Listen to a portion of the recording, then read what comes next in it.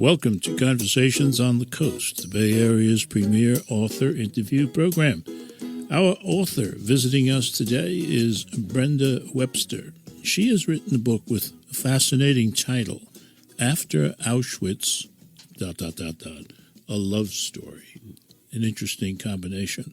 The publisher is Wing Press, and we welcome you. Wings, yes. Wings, plural, Wings Press. It's we a welcome great you aboard. pleasure to be here with you, Jim. Thank you. You are one of the most prolific writers we've ever had on this program. You have, this is your fifth novel. I have also other books. I think I have written 10. I'll get into those. Just okay. Wait a minute. In addition, you've done a translation of Edith Brooke's Holocaust novel, and you'll say that in Italian for me, litterata. Her letters, lettera alla madre, Letters to my Mom. mother. Yeah, Letters to Mom. And you've also written a memoir called The Last Good Freudian. Correct. That's an interesting claim. Well, it's sort of ironic because I turned out to be an opponent of the whole thing. And in fact, I'll just mention that I have a play being read in New York on the 21st of May called The Murder Trial of Sigmund Freud, where I accuse Freud of killing his disciple by mental means. Oh, and that's actually being produced. It's being read at a theater, the Judson Memorial Theater. Great. Congratulations. Thank you. That's very interesting. And for many years, you've served as president of the Northern California chapter of PEN. Tell us about PEN and your work here on the West Coast. Well, it's a branch of PEN American Center, New York, which has much more money than we do, but we are a branch. They always do. Yeah, and we do similar things. We have many meetings a year where we feature writers, often 2 at a time, so we can serve more people. And they read from their work, and there's discussion and refreshments. We are interested in translation, particularly our branch. Have a lot of translators, and they do very good work. We have events with them. And it's generally, we're much smaller than New York, and we keep it very kind of intimate and a place for writers to get together and not feel so alone. What does PEN stand for? I mean, those poets, three. editors, and novelists. Okay, poets. I always forget that. And one of the other things that you've accomplished is something I think about which everyone that's listening in will be jealous, that you live in 2 places. Oh. One is Rome and one is San Francisco. Berkeley. Well, I'm sorry. Oh, my gosh. One is Berkeley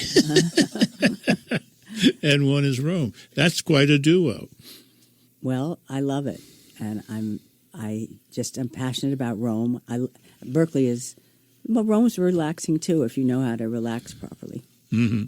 Starting with your cappuccino in the morning at a local bar. According to your book, the main characters do that every morning. Right. Yes. And there's a picture. If you look at my Facebook, you'll see photographs of all the places the characters go, including the terrace where they see baby birds. Okay. Now, we have to get to the book. Okay. I mean, I'm jealous, but we have to get to the book. After Auschwitz, a love story. It is a one-of-a-kind of novel, and it depicting a love between Renzo, whom I think we describe as an aging Roman film director. He's 88. Yes. Yeah, that is old. That's even older than I am. Who is fast fading into Alzheimer's, into dementia. And the other main character is a survivor of the Holocaust, a child survivor. Her name is Hannah. And it's become, she's a child and a survivor and has become a chronicler of the experience. Is that just about say where they are? Yeah. Yes. And it's set in Rome in 2010. Correct. I would say living there comes handy. You can, Yes. It's make helpful. sure that your route to the coffee, House is the same as his. yes, make sure it's accurate. Also, not only that, but any mistakes I can blame on him. One of the things one of the critics says about the book is that it is not for the faint-hearted, but it is not just searing, it is also transcendent. Do you agree with that? I'm glad she added that, or she wouldn't be my friend much longer. What do you think she means by that, searing? Well, it's not. There are things that happen that are very horrifying. When, for instance, Renzo, sees his face in the mirror and thinks it's a robber, and starts attacking it. They're very painful things to read. But I think I leavened them with humor, and which was hard, and that it works so that you don't leave horribly depressed. The thing that I think must have been hardest to leaven with humor was the downward spiral of Renzo. And yet one of the most humorous pieces in the book, at least in my opinion, is the adventure in the elevator. Yes. Where everybody had to go to the bathroom. Yeah. And it got worse and worse. And that's a very true thing for the age group you were talking about. There's Renzo, who at that point is 80 plus. Yeah. There's a young boy who's 2 or 3. Yes. At that time. A little older. Yeah. So it's very, very interesting. And I have a friend, Sandra Gilbert, who's a wonderful poet. And she said, Brenda, that's happened to me so many times. It's so brilliant to think of ending your novel with that. After Auschwitz, a love story delves deeply into the relationship between two people, as we've said, a relationship that I think has some very unusual elements. Stay tuned. You're listening to Conversations on the Coast with Jim Foster. Follow us on Twitter at Jim Foster COC or send an email to jimfostercoc@gmail.com. Brenda Webster is our guest today. She's here to talk about her 5th novel. I can't believe it. After Auschwitz, it's called. After Auschwitz, a love story. The publisher, and I'll get it right this time, Wings, plural, Press. There's a gentleman by the name of Louis Breger, Ph.D., Professor of Psychoanalytic Studies Emeritus, Caltech, who has some interesting things to say about your book. Brenda Webster's new novel, he says, blends the horrors of the Holocaust with the redeeming power of love and care. And care is as important as love in this picture. The plot traces the lives of Hannah, a child survivor of Auschwitz, and her caretaker, then husband, the Italian filmmaker Renzo, through the years as he becomes increasingly crippled with age and Alzheimer's and dependent on Hannah. If this sounds grim, it's not, thanks to Webster's marvelous writing, deft touch, and her own love for her characters. The book is filled with touching moments dealing with aging, the death of friends, memory loss, and the other ravages of growing old. I found the depiction of the characters psychologically acute and the relationships real and touching. All in all, it's a wonderful read that I can strongly recommend to everyone. Now, Louis is probably paid for that, but it is very, very good. Not paid for that. No. Son of a gun. But I think he does capture the whole picture. And usually when I use somebody's quote like that, I don't read the whole thing. But I think he does two things. He gives a good indication of what the story is all about and its quality. Some of that, one of the things he talks about in that quote is the marvelous writing. And I think I'm going to try to do is share some of that. And it is true, as he says, that though what we're talking about is very sad and difficult stuff, the writing, shimmers. The photos, the scene here is a woman has a new baby, and they're showing photographs from a book. And the photos are black and white, slipped into black corners. I motioned to her to sit beside me on the white couch, and together we turned the pages. "You're so handsome," she says, and this is of Renzo. "Were," I tease, and she blushes. God, I was a lion, baring my teeth in a seductive smile, thick dark hair. Sex seemed to radiate from my skin. She feels it too, and my transformation bewilders her. I am like a desiccated insect, its color faded. Now it is all mental. Games for a failing man. Loose on the page is a recent photo that has slipped its moorings. I can see exactly how the bottom of my face has sunk and become gaunt, bones jutting out where there used to be plump, glossy skin.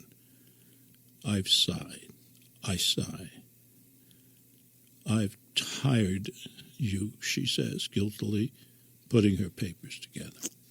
Terrific. That's tough stuff. That's tough stuff. But it's that, self-discovery of what's been happening to you is what everybody else has probably seen. Yeah. And by the time I found Hannah, it says here a little later, "Wasn't she herself my mother-child in one?" writes Renzo. "She, too, wanted total possession. She couldn't share me any more than I could share her. She was damaged more grievously than I, and than most, a child who had suffered the unspeakable cruelty of the camps." Simple words, but boy, that captures the whole thing. So you have these two souls, both hurt, one of whose hurt is increasing as he, gets near the end of his days, and the other one who's what, trying to move away? Oh, she's thriving in her writing, and she just doesn't want to be submerged under his needs. Okay. And yet she doesn't want to throw him out either. No, she doesn't want to mistreat him. No. Because the love is still there. Yeah. The love that was there, so many years ago. Oh, I don't know. There's a major plot twist in this book, and when we come back, we're going to talk about it. You're listening to Conversations on the Coast with Jim Foster. Follow us on Twitter at JimFosterCoc or send an email to jimfostercoc@gmail.com. After Auschwitz, a love story by Brenda Webster. That's the book we're talking about, and the author we're talking with today on Conversations on the Coast. Alan Rinsler is the legendary editor of folks like Toni Morrison, Tom Robbins, and others. He got some good horses in that stable. After Auschwitz, a love story, he says, is without a doubt the most profound, moving, and important of Webster's novels. The level of complexity and insight is remarkable.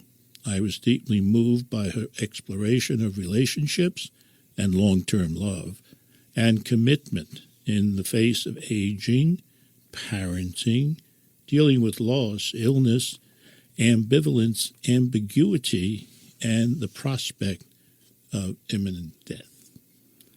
The elements like long-term love, commitment, and ambivalence, ambiguity, and the prospect of imminent death, are they what's involved with the plot twist? The plot you might twist say that, I'm talking about is after marrying Claudia. Did he marry her? He never marries I'm Claudia. sorry, never. No. But he has a long affair with her for many, many years. What we used to say, cohabits. Well, with but at Claudia? the same time, he visited his wife every day Yes. and had lunch with her. And has lunch with her.